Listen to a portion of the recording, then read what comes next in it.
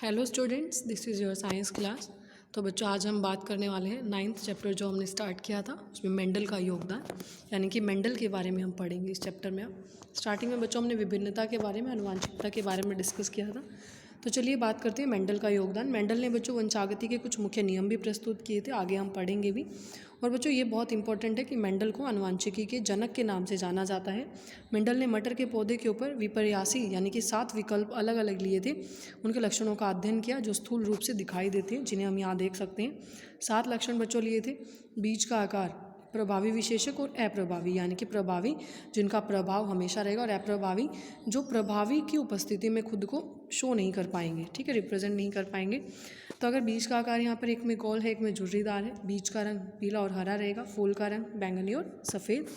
इसी तरीके से फली का आकार, फली हमारी फूली हुई है, सिकुड़ी हुई है, फली का रंग हरा रहेगा, पीला रहेगा, पुष्प की स्थिति इस तरीके से। तो ये बच्चों 7 जो कैरेक्टर्स थे मेंडल ने लिए थे। मेंडल द्वारा बच्चों अध्ययन किए गए मटर के पौधे के विपर्यास विशेषकों के 7 जोड़े, जो ऊपर हमने अभी पढ़े हैं। अब बच्चों मेंडल के द्वारा मटर के पौधे का चयन क्यों किया गया? पहली वजह है कि मेंडल के पौधों में विपर्यासी विकल्पी लक्षण स्थूल रूप से दिखाई देते हैं, यानी कि मेंडल ने जो अपने यहाँ पर पौधे सेलेक्ट किए थे, उसमें जितने भी लक्षण थे, जितने भी विकल्प थे, वो अच्छे से उनको स्टडी किया गया, उनको देखा जा सकता है। इनका जीवन भी छोटा काल रहता है, यानी कि जीवन काल काफ़ी छोटा रहता है। मतलब एक ही समय पर जैसे ये लगा लो, अगर 1 साल के अंदर हम बात करें भाई, कई जो इनकी जनरेशन है उनको स्टडी किया जा सकता है, कई पीढ़ियों को एक टाइम पर। सामान्यतः स्वपरागणहीन में होता है, लेकिन कृत्रिम तरीके से परपरागण भी कराया जा सकता है, और एक ही पीढ़ी में अनेक तरह के बीज भी बनते हैं। तो इस वजह से मेंडल ने मटर के पौधे को लिया था।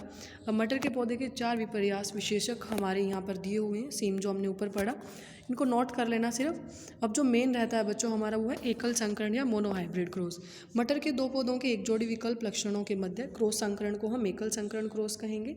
उदाहरण है बच्चों लंबे पौधे और बौने पौधे के बीच में, यानी कि यहाँ हम जो क्रॉस करवाएंगे वो पौधे की जो हाइट है उसको लेकर होगी, पौधा लंबा है बोना है, ये 2 चीज़ें हम लेंगे। तो एकल संकरण में पहले यहाँ पेरेंट्स, यानी कि हम कह सकते हैं मादा और नर, जो हम पौधे लेंगे ये हमारे पेरेंट्स, ठीक है। नर मादा तो हम यहाँ नहीं मेंशन करेंगे, हमें सिर्फ मेंशन करना है कि पौधा लंबा है और एक पौधा बोना है, ठीक है। अब इनके युग्मक बनाएंगे, जो पेरेंट्स थे इनसे युग्मक बनेंगे। अब ये बच्चों 2 हमारे दोनों बड़े टी हैं, यहाँ पर दोनों छोटे टी हैं, तो युग्मक में ये अलग अलग हो जाएंगे, ठीक है, अलग अलग हो गए, और F1 जनरेशन में इनमें क्रॉस होगी। देखो क्रॉस कैसे होगी, पहले आपने एक टी को उठाया और आपने इस टी के साथ और इस टी के साथ क्रॉस करवाई।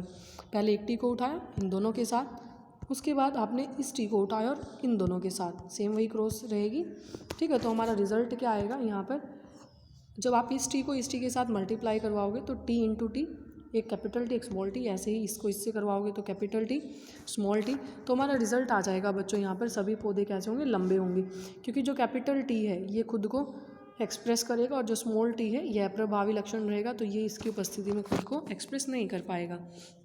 अब F1 इंटू F1, यानी कि एक लंबा पौधा है और एक बोना पौधा है, इनके बीच दोबारा से क्रॉस होगी, तो सेम वही रहेगा। इनके पहले युग्मक बनेंगे, गैमेट्स बनेंगे 4 यहाँ पर। अब जो पहले ये है, ये इससे, उसके बाद ये इससे, इनसे क्रॉस करेगा, यानी कि जो बड़ा टी है हमारा, इस बड़े टी से तो दोनों बड़े टी आ जाएंगे। अब बड़ा टी छोटे टी से, तो एक बड़ा टी और एक छोटा टी, सेम ये रहेंगे, ठीक है। तो यहाँ पर बच्चों हमारा जो रिजल्टेंट आएगा, कंक्लूजन आएगा कि भाई हमारे 3 तो है लंबे पौधे और एक है बोना पौधा।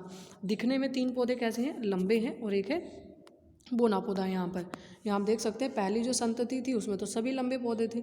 अब तीसरी पीढ़ी में 3/4 यानी कि हमारे, और 1/4 बोने और 3/4 लंबे। कैसे, यहाँ देखो एक तो बोना है, यानी कि अगर हम इनको 4 हिस्से में डिवाइड करें तो हमारा एक तो बोना पौधा और बाकी 3 हमारे कैसे लंबे पौधे हैं। तो यानी कि 1/4 तो हमारा हुआ बोना पौधा और 3/4 हुए हमारे लंबे पौधे। अब बच्चों ये तो देखने में है ना, लंबे तीनों देखने में है। अगर मैं बात करूँ कि क्या प्योरली, क्या बिल्कुल सही तरीके से ये लंबे हैं, नहीं, सही तरीके से तो यही लंबा है और सही तरीके से बोना भी यही है। ये दोनों तो हमारे क्या हैं, हाइब्रिड हैं, यानी कि इनकी जो क्रॉस है वो अलग तरीके से रहेगी। तो इनको हम क्या लिखेंगे, जो जीनोटाइप है, जीनोटाइप हमारा क्या रहेगा 1:2:1। ये जीनोटाइप यहाँ मत लिखना, ये ठीक है, इस जीनो में आप लिखोगे फिनोटाइप, इसकी जगह आपने लिखना फिनोटाइप, और इसमें रहेगा हमारा 3:1, 3 लंबे पौधे एक बोना पौधा। फिनोटाइप मतलब कि बच्चों दिखने में जो जैसे हैं, दिखने में तो ये हैं, एक्चुअल में हकीकत में वो इस तरीके से हैं 1:2:1। तो इस अनुपात में इनको रखा जाएगा। निष्कर्ष क्या निकला था मेंडल का, कि दोनों बड़े टी और एक बड़ा टी छोटा टी ये लंबे पौधे होंगे, और यद्यपि दोनों छोटे टी हैं तो बूना पौधा होगा। टी की एक प्रति पौधों को लंबा बनाने के लिए पर्याप्त है, यानी कि जो एक कैपिटल टी है, जो बड़ा टी है हमारा, ये प्रभावी लक्षण रहेगा, ये पौधे को लंबा दिखाने के लिए पर्याप्त है। जबकि पौधेपन के लिए जो छोटा टी है वो दोनों प्रतियां होनी चाहिए। अब जो कैपिटल टी, जो बड़ा टी है बच्चों, इसके लक्षण प्रभावी लक्षण कहलाएंगे, और जो छोटा टी है उसके लक्षण अप्रभावी लक्षण कहलाएंगे। तो आज आपने ये जो एक संकरण क्रॉस हमने किया है इसको पढ़ लेना है अच्छे से। इसमें कोई डाउट है बता देना, उसे हम दोबारा डिस्कस कर लेंगे। कल हम द्विसंकरण क्रॉस या डाई हाइब्रिड क्रॉस के बारे में डिस्कस करेंगे।